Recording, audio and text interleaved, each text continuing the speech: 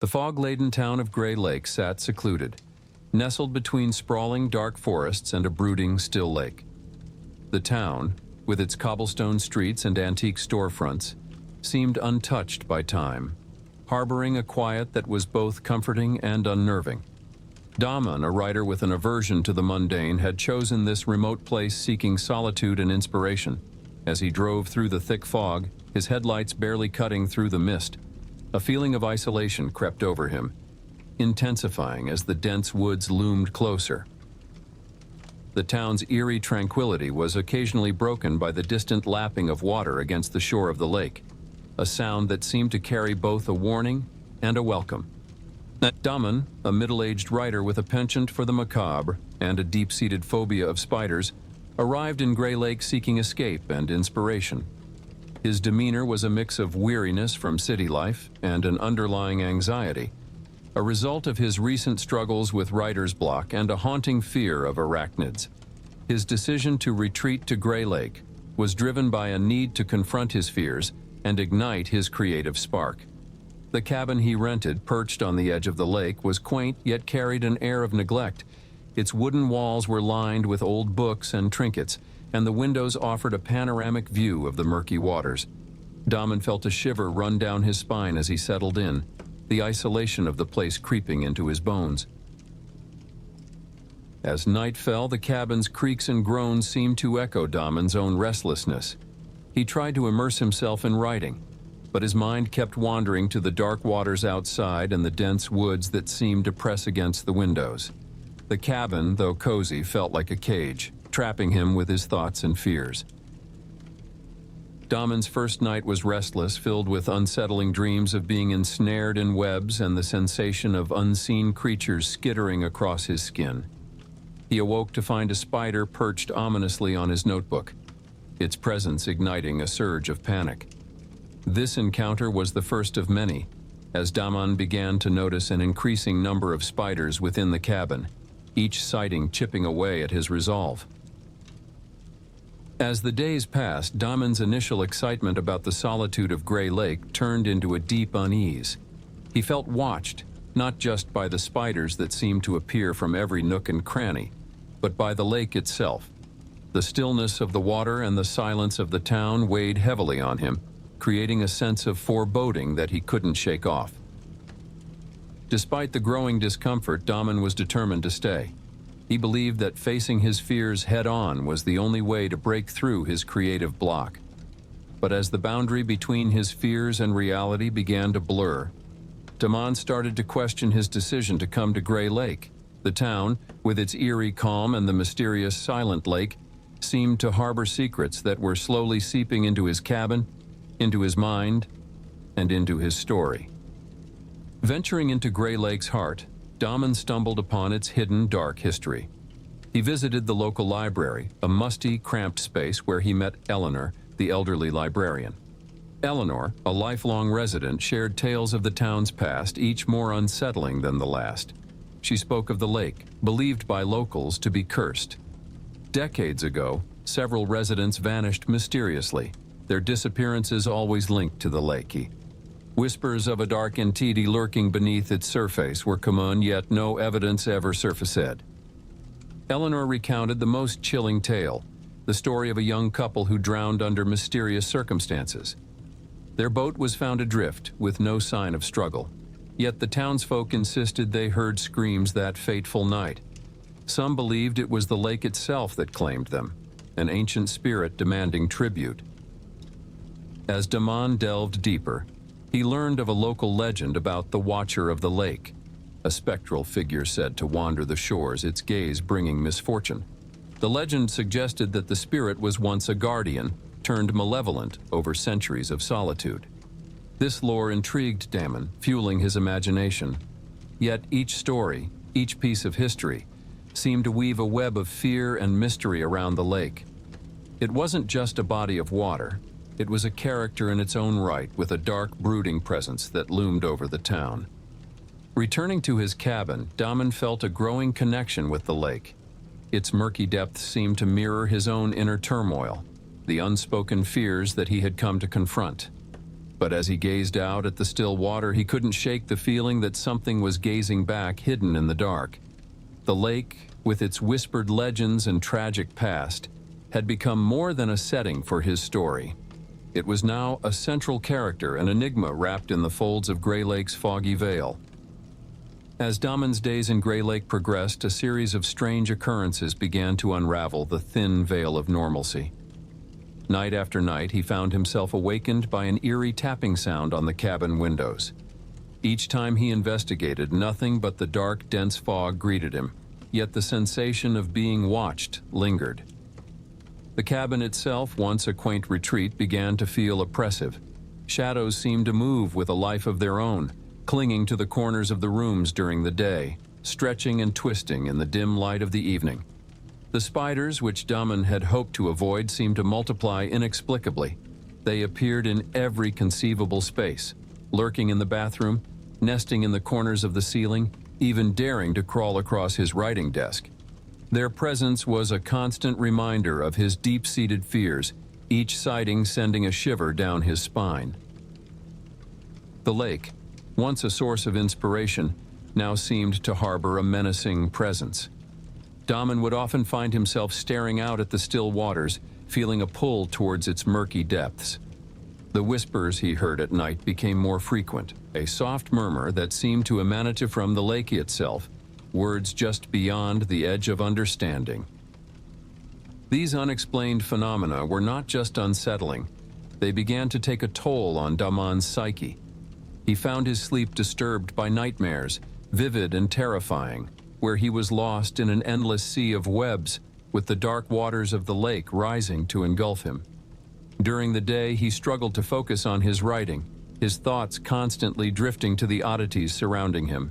The town of Grey Lake, with its fog-shrouded streets and whispering woods, seemed to close in on him, the line between reality and the stories he had heard blurring.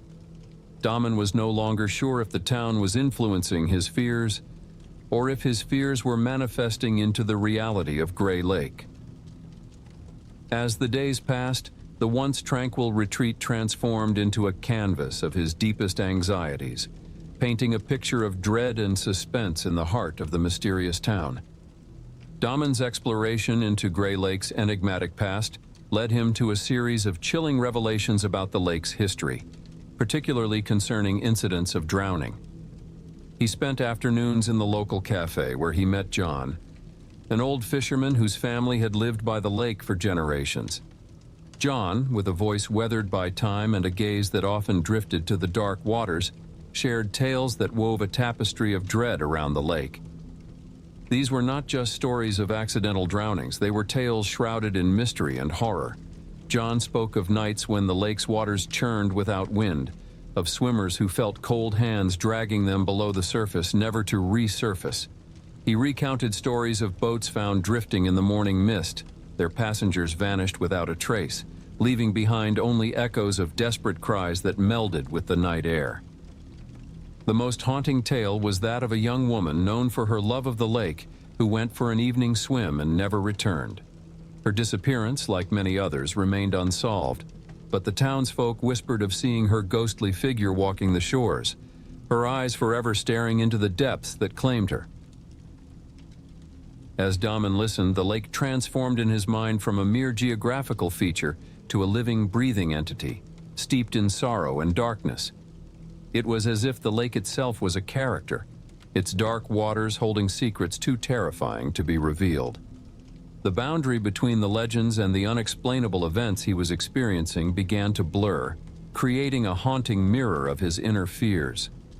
Returning to his cabin each evening, Damon felt the weight of these stories. The lake, once a source of inspiration, now seemed to watch him with a malevolent gaze. Its stillness was deceptive, hiding the turmoil of its haunted past. The sense of dread that enveloped Grey Lake grew more palpable, seeping into the fabric of the town and into Damon's very soul. Damon's descent into the supernatural realm of Grey Lake reached a terrifying climax one fog-shrouded night. Drawn to the lake's edge by an inexplicable force, he stood alone, the moonlight casting eerie shadows on the water. Suddenly the calm surface stirred, and a cold, unseen force gripped his ankle, yanking him towards the abyss. In a frenzied struggle, Daman barely escaped, his heart pounding as he stumbled back onto the shore, the chilling grip of the lake still lingering on his skin. His mind raced, haunted by the brief glimpse of a shadowy figure beneath the water. This encounter was unlike anything he had experienced, a tangible brush with the supernatural that confirmed the darkest legends of Gray Lake. The town's tales, once mere whispers and rumors, now held a terrifying truth. Daman, shaken to his core, realized that the lake was more than a natural entity. It was a living, breathing presence, harboring an ancient and malevolent spirit. The incident marked a turning point for Daman. No longer could he view the lake as a mere backdrop to his fears. It was now the very embodiment of them. This revelation cast a new, ominous shadow over his stay in Gray Lake, turning his search for inspiration into a fight for understanding and survival against an unseen force that lurked in the depths of the haunted waters. Haunted by his harrowing experience at the lake and the relentless invasion of spiders, Damon's mind spiraled into turmoil. In a desperate bid for clarity and escape, he ventured into the forest surrounding Gray Lake. This forest, once a serene haven of nature, now transformed into a labyrinth of his deepest fears. The trees, towering and ominous, seemed to close in around him, their branches like twisted arms reaching out in the dark. As he delved deeper, the forest sounds grew more sinister. The rustling of leaves sounded like hushed whispers, and the cracking of branches echoed like distant laughter. The darkness was all-consuming, a thick blanket that smothered the light and distorted his sense of direction. Damon's heart raced, each beat a drum echoing the frantic pace of his steps. His mind, once a fortress of rational thought, now succumbed to the haunting illusions of the forest. He saw shadows moving in the periphery of his vision, shapes and figures that weren't there when he turned to look. The chilling sensation of being watched, of being followed, gnawed at his sanity. Every rustle in the underbrush, every snap of a twig, sent waves of panic through him. The night air was thick and still, the silence punctuated only by his heavy breathing and the distant, mournful call of an owl. The deeper he wandered, the more the forest seemed to change. The paths twisted and turned back on themselves. The trees appeared to shift places, disorienting him further. He was lost, not just physically, but mentally, in a maze of fear and darkness. Damon's flight through the forest was a metaphorical journey through his own psyche, confronting the physical manifestation of his innermost fears. The forest, with its enveloping darkness and eerie sounds, mirrored the dark waters of the Laki, both external representations of the terror that lurked within him. In this endless night, Daman faced not just the physical wilderness, but also the uncharted territory of his own haunted mind. Lost and disoriented in the depths of the forest, Damon's ordeal reached its zenith. Overwhelmed by exhaustion and fear, he stumbled into a small clearing, where the moonlight revealed a scene that chilled him to the bone. Hundreds of spiders, their eyes glistening in the dark, had formed a grotesque tapestry on the forest floor. As he stood frozen in terror, hallucinations began to assail him. Visions of his past, intertwined with his present fears, played out before his eyes. He saw himself as a child, hiding under the bed from the imaginary spiders he believed were lurking in the dark. These childhood fears merged with the present, the spiders in the clearing seeming to grow larger and more menacing. The darkness of the forest became a canvas for his deepest anxieties. He hallucinated the lake's water rising around him, felt the sensation of drowning, the cold grasp of the lake's depths pulling him under. In these moments, Daman confronted the embodiment of his phobias, the spiders representing his arachnophobia, the encroaching darkness symbolizing his fear of the unknown, and the sensation of drowning echoing his helplessness. This confrontation was more than physical. It was a battle within his own mind. Each vision, each hallucination, forced Daman to face the fears that had haunted him all his life. In the heart of the forest, under the uncaring gaze of the moon, Daman grappled with his demons, both real and imagined, in a struggle for his sanity and soul. In the heart of the forest, Damon's journey led him to an ancient, overgrown structure, half swallowed by the woods. It was an old water well, long forgotten, its stones covered in moss. As he peered into its depths, a flood of realization washed over him. The well, he understood, was the source of the town's curse, a conduit to a malevolent force that fed on fear and sorrow. The whispers he had heard were strongest here, a cacophony of voices that seemed to rise from the well's abyss. The air around it was thick with the presence of something ancient and sinister. Damon felt a connection to the well, as if it was calling to him, beckoning him to uncover its secrets. Gathering his courage, Damon descended into the well. The walls were lined with carvings, ancient symbols that told the story of a spirit bound to the water, a guardian turned vengeful. It was this spirit that haunted the lake and the forest, its anger and pain seeping into the town. In this revelation lay the key to breaking the curse. The spirit needed to be acknowledged, its story told, and its pain released. Damon realized that his writing, the very reason for his visit, could be the medium to free the spirit and the town from the grip of fear. This discovery marked a turning point for Damon.